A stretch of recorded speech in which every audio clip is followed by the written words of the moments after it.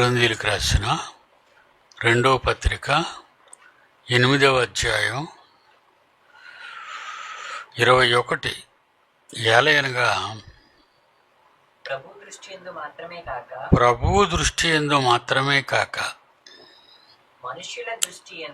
మనుష్యుల అందరి దృష్టి యందును యోగ్యమైన వాటిని గూర్చి శ్రద్ధగా ఆలోచించుకొనుచున్నాము.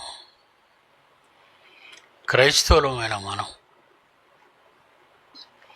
అన్ని జనుల మధ్య జీవిస్తున్నాం. మన చుట్టూ అన్ని జనులే. ఇది క్రైస్తవ దేశం కాదు. అన్ని రకాల మతాలు, వర్గాలు, ప్రాంతీయ తత్వాలతో మిళితమైన జనం, వాళ్ళ మధ్య మనం ఉంటున్నాం. అలా ఉన్న మనం వాళ్ళ మధ్య ఎలా బ్రతకాలి అనేది పౌలు గారు రాస్తున్నారు కొరింథీయులకి. కొరింథీయులు ఎవరంటే వాళ్ళు కూడా అన్ని జనులు. మన భారతదేశంలో హైందవులు, ఇస్లామీయులు, జైనులు, బుద్ధిస్టులు, నాస్తికులు, హేతువాదులు, ఎన్నో రకరకాల ఆశయాలు, భక్తి శ్రద్ధలు, పూజలు, పుణ్యకార్యాలతో నివసిస్తున్న భారతదేశం. ఇలాంటి వాళ్ళ మధ్యన క్రైస్తవులు జీవిస్తున్నారు. వాళ్ళు ఎలా ఉండాలి అని వాళ్ళ విషయంలో క్రైస్తవులైన మనకు అపోస్తలుడైన పౌలు ఆనాడు అన్ని జనులైన కొరింథీయులకు ఉత్తరాన్ని వ్రాస్తూ కొరింథీలో ఉన్న క్రైస్తవులను ఆయన ఒక మాట చెప్తున్నాడు. ఏటా మాట అంటే అదే 21. ఎలయనగా ప్రభువు దృష్టి యందు మాత్రమే, దేవుని దృష్టి యందు మాత్రమే కాకుండా మనుషుల దృష్టి యందును, మనుషులకు కూడా కనబడే విధానంలో యోగ్యమైన మంచి వాటిని, బుద్ధి కలిగిన వాటిని, ఉత్తమమైన వాటిని, వాటి గురించి శ్రద్ధగా మనం ఆలోచించుకొనుచున్నాము.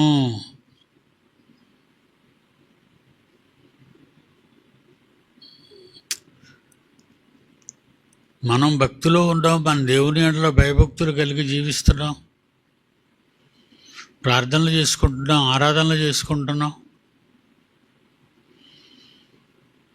మనం కూడా వాళ్ళ మతాల వాళ్ళు ఎన్ని భక్తి సంబంధమైన జీవితం గడుపుతారో అదేవిధంగా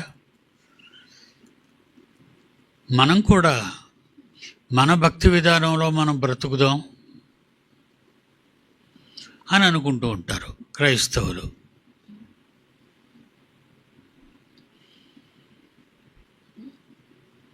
దేవుని పిల్లలారా, దానికి పౌలు అంటున్నాడు, ఎలయనగా 21వ వచనంలో ప్రభు యందు మాత్రమే కాక, ప్రభు దృష్టి యందు మాత్రమే కాక మన చుట్టూ ఉన్న మనుషులందరి దృష్టి యందును ఉత్తమమైన వాటిని గూర్చి శ్రద్ధగా ఆలోచించుకొనుచున్నాము. చాలా జాగ్రత్తగా ప్రపంచవ్యాప్తంగా ఉన్న క్రైస్తవులందరికీ బైబిల్ చెబుతున్న సమాధానం, జీవన విధానం అన్ని జనులైన వారి మధ్య దేవుని పిల్లలవని చెప్పుకున్న క్రైస్తవులు అన్యజనుల దృష్టికి ఉత్తమమైన మంచి పని చేసే యోగ్యులంగా మనం కనబడాలని పౌలు గారి ఉత్తరాన్ని, ఈ 2వ ఉత్తరాన్ని కొరింథీయులకు రాస్తున్నాడు.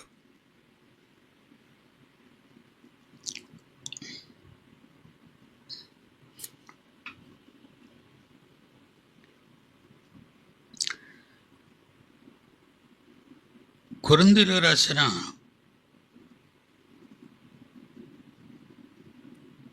మొదటి పత్రిక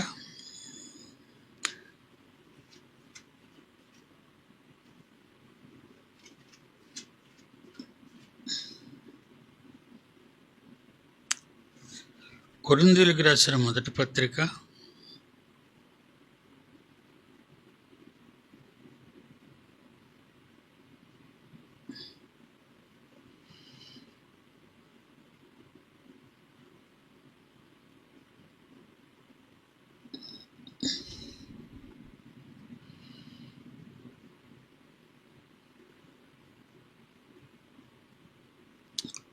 'క్షమించండి,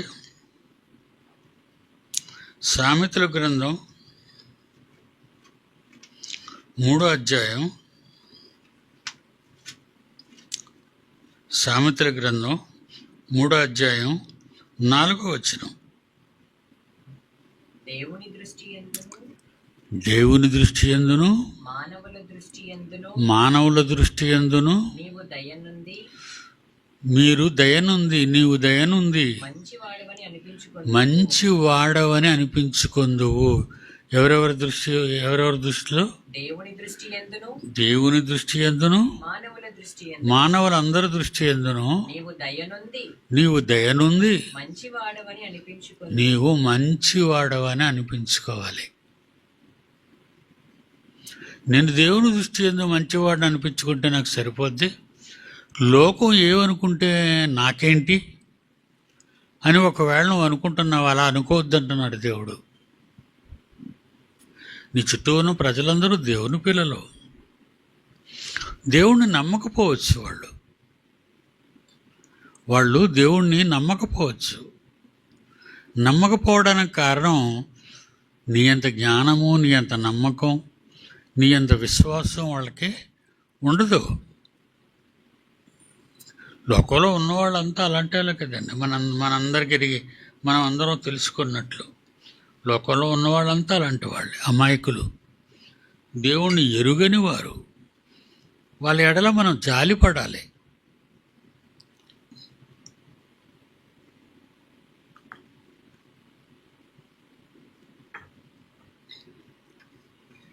ఏమన్నాడు? దేవుని దృష్టి యందును మానవుల దృష్టి యందును మీరు దయనుంది, మంచివాడవని అనిపించుకోవాలి. దేవుని దృష్టి యందును మానవుల దృష్టి యందును.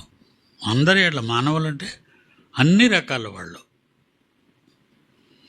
హైందవులైనా, వాళ్ళు ఇస్లాం వాళ్ళైనా, వాళ్ళు నాస్తికులైనా, హేతువాదులైనా, మూర్ఖులైనా, ఎవరైనా సరే నిన్ను మంచివాడు, క్రైస్తవులు మంచివారు అని అనాలి. అంతేగాని వాళ్ళతో మనం ఉండగానే ఆయన మనతో ఉండడండి, వాళ్ళు మన వాళ్ళు కారు అని మనం చాలామంది అనిపించుకుంటారండి. క్రైస్తవులు వాళ్ళు మన వాళ్ళు కారండి, మనతో కలవరండి. వాళ్ళు చాలామంది హైందవుల్లో ఈ మధ్యకాలంలో మన క్రైస్తవులు ఇళ్ళు అద్దెకు తీసుకొని అర్ధరాత్రి వరకు డప్పులు డోళ్ళు వాయించుకుంటూ అర్ధరాత్రి మించిపోయిన పెద్ద గోలతో పాటలు పాడతారు. అందుకే టులెట్ అంటే ఇల్లు అద్దెకి ఇవ్వబడునని బోర్డు చూసి ఎవరైనా అడిగితే వాళ్ళు మొట్టమొదటి అడిగిన ప్రశ్న ఏంటో తెలుసా? 1 మీ కులం, 2 మీ మతం. ఒకవేళ క్రైస్తవులు అని మనం చెప్పుకుంటే, అమ్మో మీకు ఇల్లు ఇవ్వండి, మీరు అర్ధరాత్రి అపరాత్రి అనరు. పెద్ద పెద్ద గొడవలతో ప్రార్థనలు అంటారు, పాటలు అంటారు.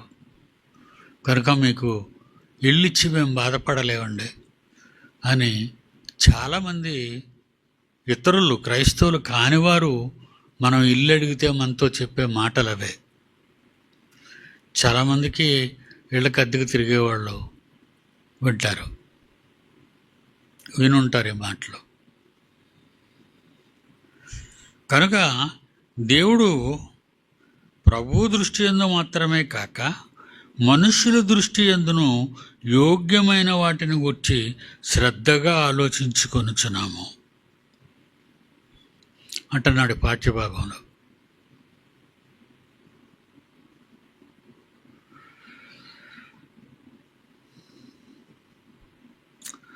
రోమిలికి రాసిన పత్రిక 14వ అధ్యాయం 18వ వచనం. రోమీయులకు రాసిన పత్రిక 14వ అధ్యాయం 18వ వచనం. ఈ విషయమందు క్రీస్తుకు దాసుడైన వాడు అంటే క్రైస్తవురాలు దేవునికి ఇష్టడును మనుష్యుల దృష్టికి యోగ్యుడుగా ఉండాలి అన్నాడు. అంతే. రోమీలు కూడా అన్యజనులే, రోమాలో ఉన్న క్రైస్తవులకు రాస్తున్నాడు ఉత్తరాన్ని పౌలు గారు. రోమ్ నగరంలో ఉన్న క్రైస్తవులైన రోమీలకు పౌలు గారు రాస్తున్న ఉత్తరం ఏమన్నాడు? రోమాలో ఉన్న క్రైస్తవులకి ఈ విషయమందు క్రీస్తుకు దాసుడైన వాడు దేవునికి ఇష్టడు మనుష్యుల దృష్టికి యోగ్యుడునై ఉన్నాడు. మనుషుల దృష్టికి యోగ్యులుగా కనబడండి క్రైస్తవులు. దేవునికి ఇష్టడు. ఓకే, నువ్వు దేవునికి ఇష్టడవు, ఇష్టరాలివి, మంచిది, సంతోషం. కానీ నీ ఇరుగు పొరుగు వారికి, నీతో పనిచేస్తున్న ఆఫీసులో ఉన్నవారికి, కర్మాగారంలో ఉన్న వాళ్ళకి, మీరందరూ కూడా క్రైస్తవులైన వారు ఎవరైనా ఇలా అన్యజనుల మధ్య ఉంటే వాళ్ళు ఎలా ఉండాలట? క్రీస్తుడకు దాసుడైన వాడు దేవునికి ఇష్టడై ఉండాలి, మనుష్యుల దృష్టికి యోగ్యుడుగా ఉండాలి. మనుష్యుల దృష్టికి యోగ్యుడు. దేవుని పిల్లలారా, చాలామంది క్రైస్తవులు అన్యజనుల్ని అంటరాని వారిగా చూస్తారు. వాళ్ళు ఏమైనా పుచ్చినా మేము మీ దేవుళ్ళ దగ్గర పెట్టినాం, మేము తినమండి అని మన వాళ్ళు అంటుంటారు. ప్రియులారా, మీరు క్రైస్తవులు అయితే ఒక మాట, మీ దేవుడి దగ్గర పెట్టిన వాటే మేము తినమండి అంటాం. వాళ్ళు పుట్టిన వాళ్ళ పండగ పూట పక్కింటూలో మనకు పంపించారనుకోండి, ఏమైనా మన వాళ్ళు బ్లంటగా రిఫ్యూజ్ చేస్తారు. ఇది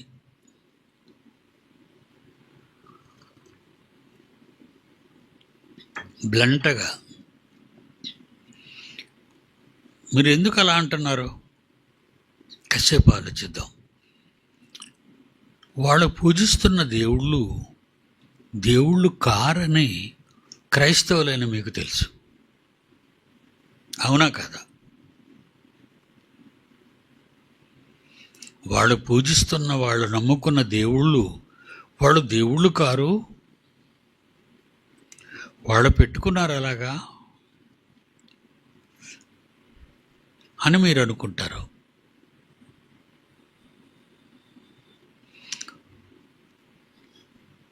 ఒరిజినల్గా ఆలోచిస్తే వాళ్ళు దేవుళ్ళు కారు, అది నిజం. వాళ్ళు దేవుళ్ళు కానప్పుడు ఆ దేవుడి దగ్గర ఇట్టిన పలహారాలు కానీ, పళ్ళు కానీ, కాయలు కానీ, పువ్వులు కానీ ఆ విగ్రహాల ముందు పెట్టినవి వాళ్ళు దేవుళ్ళు కాదన్నప్పుడు వాళ్ళ తాలూకా ఏ పవరు ఆ పళ్ళు మీద, పువ్వుల మీద, కాయల మీద పడుతుంది? వాళ్ళు దేవుళ్ళు కారు. దేవుళ్ళు కానప్పుడు ఆ బొమ్మల ముందు పెట్టిన తర్వాత ఏమైనా మలినమైపోతాయా? వాళ్ళు దేవుళ్ళు కారు కదా. నువ్వెందుకు భయపడిపోతున్నావు? వాళ్ళు దేవుళ్ళు కారు అని నువ్వు వాళ్ళతో చెప్పడానికి ట్రై చేస్తావు, వాళ్ళు వినరు. మీ దేవుడు దేవుడు కాదని యేసుక్రీస్తు గురించి అంటే వాళ్ళతో మిమ్మల్ని మాట్లాడనిస్తారా వాళ్ళు? ఆలోచించండి, మీరు కూడా ఆలోచించండి. మనకు తెలివి ఉంది కదా, యోగ్యులం కదా మనం. అవి దేవుళ్ళు కానప్పుడు, వాటికి మహిమలు లేనప్పుడు, అవి దేవుళ్ళు కానప్పుడు వాటికి మహిమలు లేనప్పుడు, ఏవీ కానీ వాటి పవర్ ఏంటి వీటికి అంటుకోవడానికి? ఈ పళ్ళుకి, ఈ కాయలకి, ఈ పువ్వులకి. అలాగే మీరేవైనా ఇస్తే అలా అంటే మీరు భరించగలరా? మీరు భరించలేరు. కానీ మనం భరించాలి. క్రైస్తవులు మనం అందరికంటే గొప్పవాళ్ళం. ప్రపంచంలో అందరికంటే నిజమైన దేవుణ్ణి ఆరాధించేవాళ్ళు మనమే, 100%. కనుక తినవలసిన అవసరత ఉన్నా వాళ్ళు దేవుని దగ్గర నుంచి వాళ్ళు మనం నమ్ముకున్న దేవుడికి గురించి చెప్పేటప్పుడు, మన దేవుడి గురించి వాళ్ళు వింటున్నప్పుడు వాళ్ళు కూడా ఏదో చెప్తుంటారు, మీరు వినండి అంతే. నమ్మేమని మీతో చెప్పటం లేదు. మీరు వింటున్నారా లేదా? వాళ్ళకి అది కావాలి. మేము ఏం చెప్పినా వింటారండి, వాళ్ళు చాలా మంచివాళ్ళు అండి అని మిమ్మల్ని అనాలి. మీరు చెప్పిన మాట ఏదో ఒక రోజు వాళ్ళు వినాలి, నిజాన్ని గ్రహించాలి. మీరు నమ్ముకున్న దేవుణ్ణి వాళ్ళు నమ్ముకోవాలి. దానికి నీవు మొత్తం తగ్గించుకోవాలి. అందుకేమన్నాడు?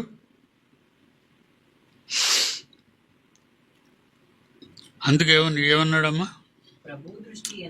ప్రభు దృష్టి యందు మాత్రమే కాక మనుష్యుల దృష్టి యందును యోగ్యమైన వాటిని గూర్చి శ్రద్ధగా ఆలోచించు కొనుచున్నాము.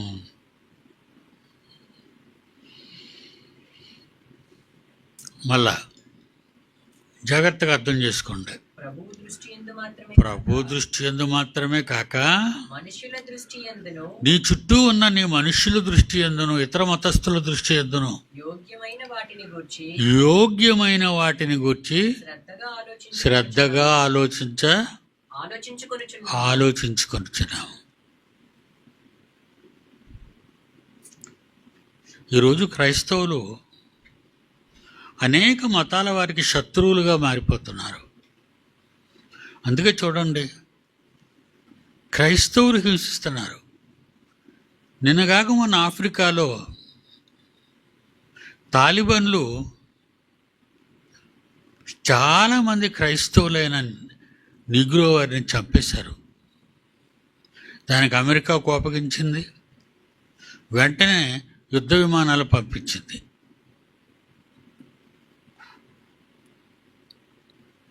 ఎందుకు? మన ప్రవర్తన బాగుండటం లేదు. అమెరికాలో అందరూ క్రైస్తవులే, కానీ అమెరికాలో ఉన్న ఎన్ని ఆరోపణలు ఉన్నాయంటే మీకు తెలియదు. కానీ అబార్షన్ చట్టబద్ధం చేశారు. ఆడవాళ్ళు గర్భవతులైతే ఆ గర్భాన్ని తీసేసుకోండి.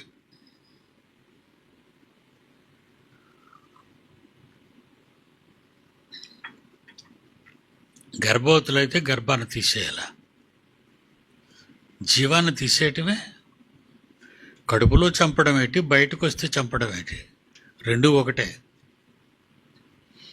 కడుపులో ఉంటుండగా చంపేయటం హత్యే, కడుపులోంచి బయటకు వచ్చిన తర్వాత చంపేయడం, పారేయడం హత్యే.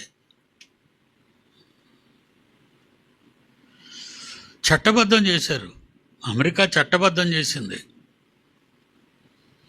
అలాగే ఇద్దరు మగాళ్ళు పెళ్లి చేసుకోవచ్చు, ఇద్దరు ఆడవాళ్ళు పెళ్లి చేసుకోవచ్చు. స్వలింగ సంపర్కులు అది చట్టబద్ధం చేసింది అమెరికా. పిల్లలెవరండి? దేవుడిచ్చు బహుమానం. పిల్లలెవరు? దేవుడిచ్చు బహుమానం. దేవుడిచ్చు బహుమానాన్ని నువ్వు తీసేయటానికి, చంపేయటానికి నీకెవరు అధికారం ఇచ్చారు? దేవుడు నీకు ఇవ్వలేదే. ప్రాణం ఇచ్చినవాడు, బిడ్డలను బహుమానంగా ప్రసాదించిన వాడు మన కన్న తండ్రి అయిన దేవుడైతే, ఆ దేవుడు శాసించిన చట్టాన్ని, ఇచ్చిన చట్టాన్ని, గర్భఫలము దేవుడిచ్చి బహుమానం అనే చట్టంలో బైబిల్లో వ్రాయబడితే వాళ్ళని తీసేయటానికి, చంపేయడానికి నువ్వెవరు? ఎవరిచ్చారు నీకు అధికారం? అమెరికా దేవుడి కంటే గొప్పదా? బైబిల్ కంటే గొప్పదా? పురుషులతో పురుషులు, స్త్రీలతో స్త్రీలు అవాచ్యమైనది చేయొచ్చు అంటే అర్థం ఏంటి? లింగభేదం లేకుండా అసహ్యంగా ప్రవర్తించటం. మీరు దేవుని ఎడల అవాచ్యమైనది చేస్తున్నారు, మీరు పాపులు అన్నాడు దేవుడు అదే రోమపత్రికలో. కనుక దేవుని పిల్లలారా, ఇది ఎంతవరకు న్యాయం? ఒక క్రైస్తవ దేశం బైబిలుకు భిన్నంగా ఇలాంటి చేయొచ్చా? అమెరికా వెర్రితలలేస్తుంది. అమెరికాలో అనేక మంది క్రైస్తవ్యాన్ని విడిచిపెడుతున్నారు, ఇదిగో ఇలాంటి చట్టాల వలన. ఇంకా మన భారతదేశం నయం, వీళ్ళు బైబిల్ నమ్మకపోయినా గర్భస్రావం జరిగించడం చట్టవిరోధం అంటున్నారు మనవాళ్ళు ఆసుపత్రుల్లో. అందుకే లోనున్న బిడ్డ ఆడ మగ అనేది లోపల ఉంటుండగా ఎవ్వరికి కూడా చెప్పకండి, ఆడబిడ్డో మగబిడ్డో చెప్పకండి. ఆడాళ్ళు అయితే చంపేస్తారు వాళ్ళు.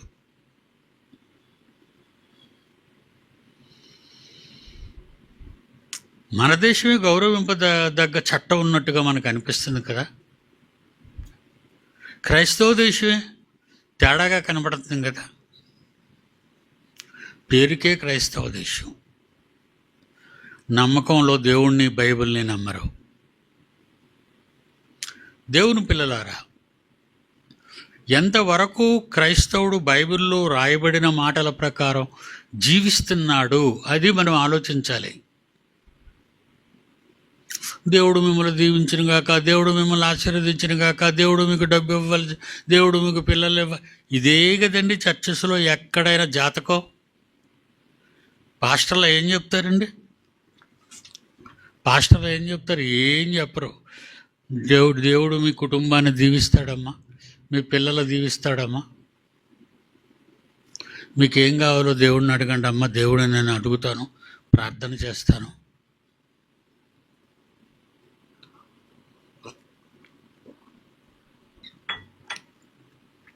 క్రైస్తవ పాస్టర్లు క్రైస్తవులుగా లేరు, బైబిల్ బోధన చేయటం లేదు. క్రైస్తవ సంఘాలు దేవుణ్ణి నమ్ముకుంటున్నాయి, లోకాన్ని ఎవరిని పట్టించుకోరు. మరి బైబిల్కు విరుద్ధంగానే కనబడుతున్నారు. మన వచనాలు చదువుతున్నాం, నిన్న కూడా మీకు అయ్యే విషయాలు చెప్పాను. అందరి చేతిలో బైబిల్ ఉంది, అందరూ అదే చదువుతున్నారు, కానీ వాళ్ళకి అర్థం కావట్లేదు. అందులో పౌలు రాసిన పత్రికలు అసలు అర్థం కాదు. ఎక్కువ ఈ క్రైస్తవుల్లో పాత నిబంధన, సువార్తలు, ప్రవక్తల గురించి, రాజుల చరిత్ర ఇవే చెప్తారండి వాళ్ళు. అపోస్తులుడైన పౌలు చెప్పినవి చెప్పరు. ఎందుకంటే పౌలు చెప్పినవి చాలా కఠినతరమైనవి. ఆయన జ్ఞాని, రోమా విద్యలన్నీ చదువుకున్నవాడు, నేర్చుకున్నవాడు.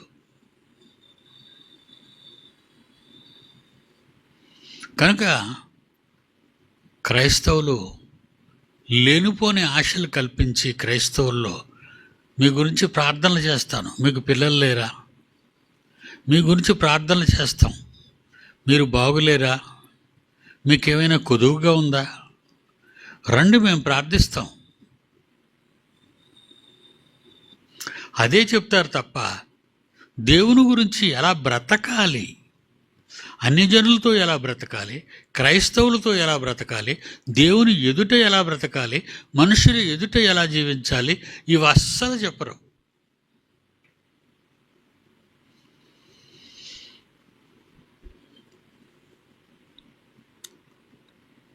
ఏటన్నాను నాయన? ఈ విషయమందు ఈ విషయమందు క్రీస్తునకు దాసుడైన వాడు దేవునికి ఇష్టడును మనుషుల దృష్టికి యోగ్యుడనై ఉన్నాడు.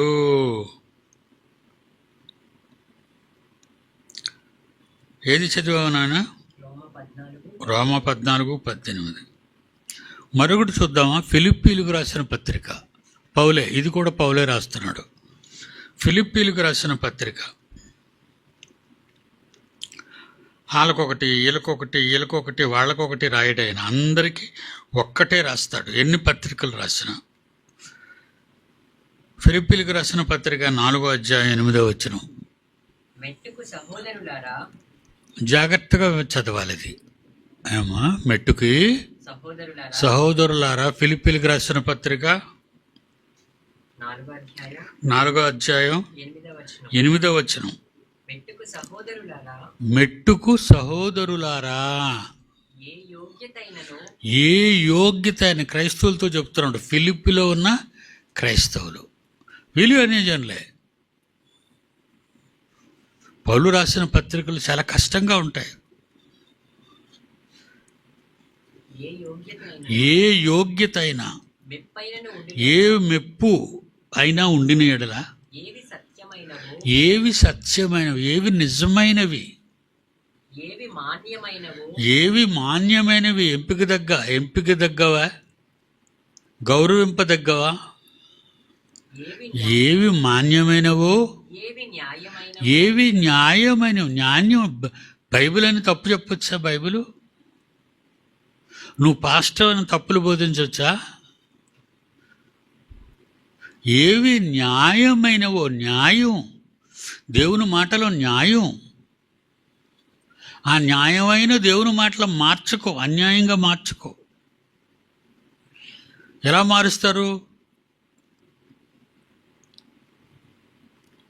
దేవుడు చెప్పిన సంగతులు ఏం చేస్తారట?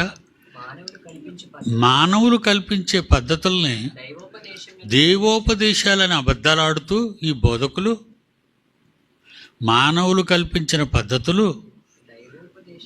మార్కు సువార్త 7 అది చూడండి. మార్కు సువార్త 7 8-9 యేసుక్రీస్తు అంటున్న మాటలు ఇవి. యేసుక్రీస్తు ఏమంటున్నారో చూడండి. మీరు దేవుని ఆజ్ఞ ఆర్డర్, చట్టం, దేవుని చట్టం బైబిలు, దేవుని మాటలు బైబిలు, న్యాయం, చట్టం. మీరు దేవుని ఆజ్ఞను విడిచిపెట్టి మనుషుల పారంపర్య ఆచారములు, మా తాతల దగ్గర నుంచి ఇలాగే చేస్తామండి, మేము అలాగే చేస్తాం. మీ పారంపర్య ఆచారములను గైకొనుచున్నారు. దేవుని మాటలు పక్కన పెట్టేస్తున్నారు. మా తాత ముత్తాతలు ఇవన్నీ చేసుకొస్తున్నారు కనుక మేము అదే చేస్తాం. వాటిని గైకొనుటకు దేవుని ఆజ్ఞను బొత్తిగా నిరాకరించుదురు. దేవుని ఆజ్ఞలు ఎలా నిరాకరిస్తున్నారట క్రైస్తవులు? బొత్తిగా.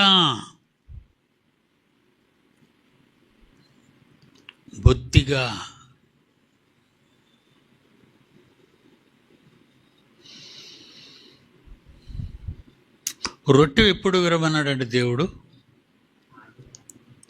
యేసు ప్రభు మరణాన్ని జ్ఞాపకం చేసుకోవటానికి, శిలువలో ఆయన కార్చిన రక్తానికి, ఆయన శరీరాన్ని కూర్చిన ఊచకోత, ఆయన మాంసాన్ని, ఆయన రక్తాన్ని చీల్చి చెండాడారు కదండి యేసుక్రీస్తుని. కనుక దాన్ని జ్ఞాపకార్థంగా బైబిల్లో రొట్టె ఎప్పుడు విడిచారండి? రొట్టె ఎప్పుడు తీసుకున్నారు? అపోస్తల కార్యాలు 20 బైబిల్ ఏం చెప్పిందో చూద్దాం. అపోస్తల కార్యములు 20 7 అపోస్తల కార్యాలు 20 7 ఆదివారమున పౌలు అంటున్నారు, పౌలు గారు మాటలు ఇవి. ఆదివారమున మేము రొట్టె విరుచుటకు కూడినప్పుడు. ఎప్పుడు ఆదివారం. ఆదివారం ఎవరు కూడుకుంటారు? మీరు ఏ రోజని ఈరోజు కూరుకున్నారు? మీరందరూ ఏ రోజని ఈరోజు ఇక్కడికి వచ్చారు? ఆదివారము. ఆదివారమును ఏమి చేయాలని బైబిల్ చెప్పింది? రొట్టె విరవమన్నారు. ఒకళ్ళేమో నెలకి మొదటి ఆదివారం రొట్టె విరుస్తారు, ఒకళ్ళేమో బైబిల్ చెప్పినట్లుగా ప్రతి ఆదివారం రొట్టె విరుస్తారు.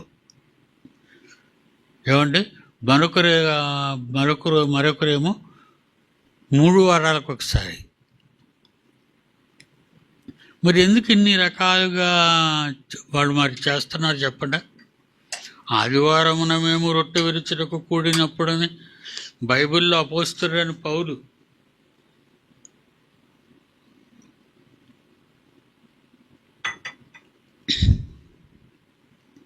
మరి మనం అలా చేయటం బాగుంటుందా?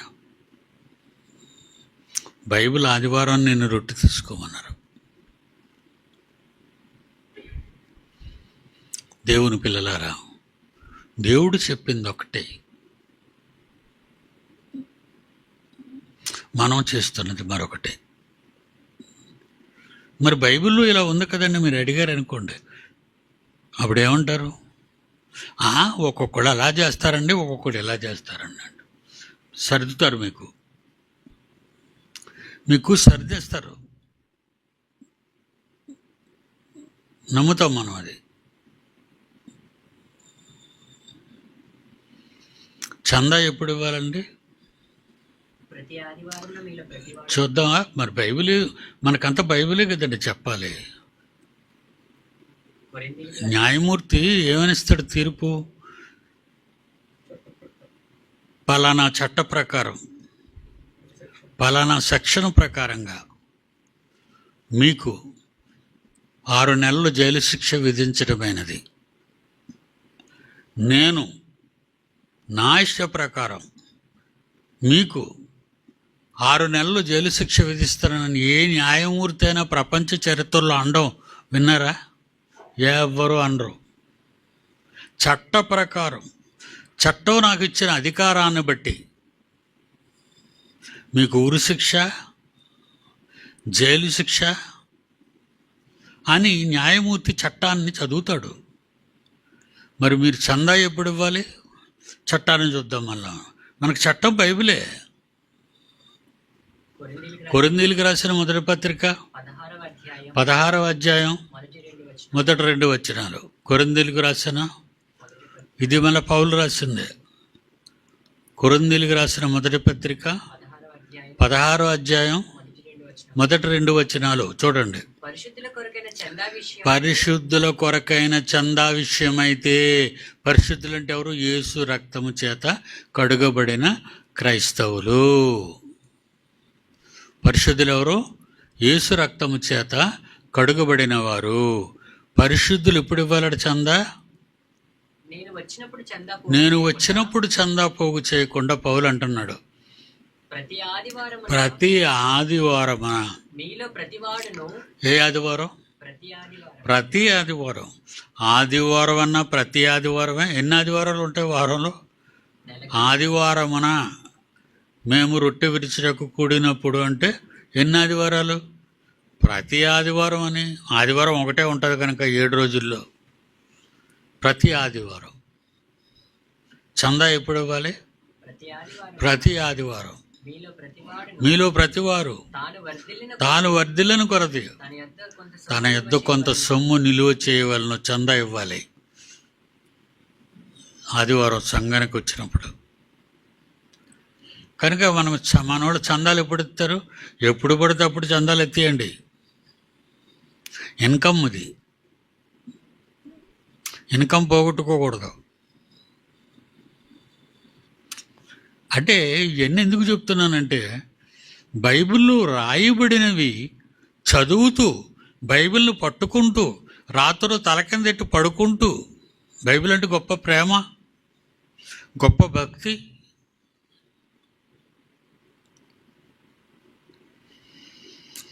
మొదటి పేతురు 2:12 మొదటి పేతురు 2:12.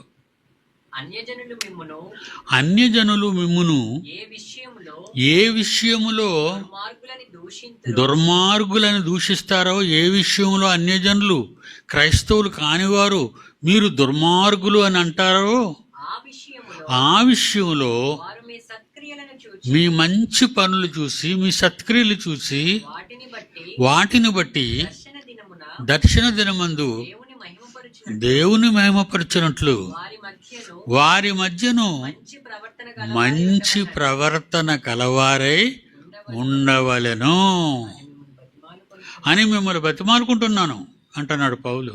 వాళ్ళతో మంచిగా ఉండండి. ఏ విషయంలో దుర్మార్గులు,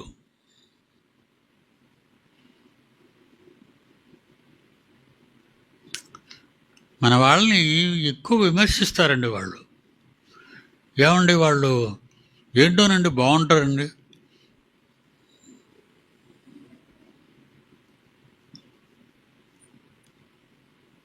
అన్ని దురలవాట్లు మన వాళ్ళకు ఉండడమే ఎక్కువ మనం చూస్తాం. అన్ని దురలవాట్లు. అందువల్ల ఆదివారం కదా, చర్చికి వెళ్ళగానే మందేసేస్తారు. ఇంటికి వెళ్ళగానే చర్చి విడిచిపెట్టగానే ఇంటికి వెళ్ళగానే మందేస్తారు. సిగరెట్లు తాగుతారు, ఊరు మీద తిరుగుతారు, ఇంట్లో ఉండరు. అన్యజనులు దేని విషయమై మిమ్ములను దుర్మార్గులను అంటున్నారని దేవుడు అంటున్నాడు. దేవుడే అంటున్నాడు, మిమ్మల్ని దుర్మార్గులు అంటున్నారు వాళ్ళు.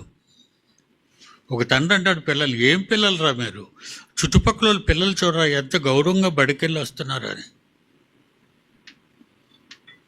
మళ్ళా చదువునాను చివరిగా, అన్యజనులు మిమ్మును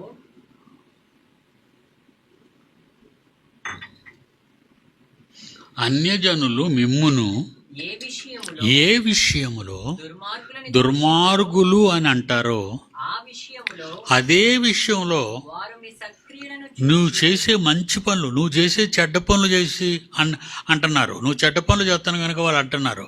కానీ ఇప్పుడు నువ్వు ఏ విషయంలో దుర్మార్గులు అని క్రైస్తవుల్ని అన్యజనులు అంటున్నారో ఆ విషయంలోనే వారు మీ మంచి పనులు, మీ నడవడి మార్చుకొని మీరు మంచిగా బైబిల్ చెప్పినట్టుగా తిరిగితే వాటిని బట్టి దేవుడు ప్రత్యక్షమైనప్పుడు దేవుని మహిమపరిచినట్లు వారి మధ్య మంచి ప్రవర్తన గలవారై ఉండవల్లని మిమ్మల్ని బతిమాలుకుంటున్నాను.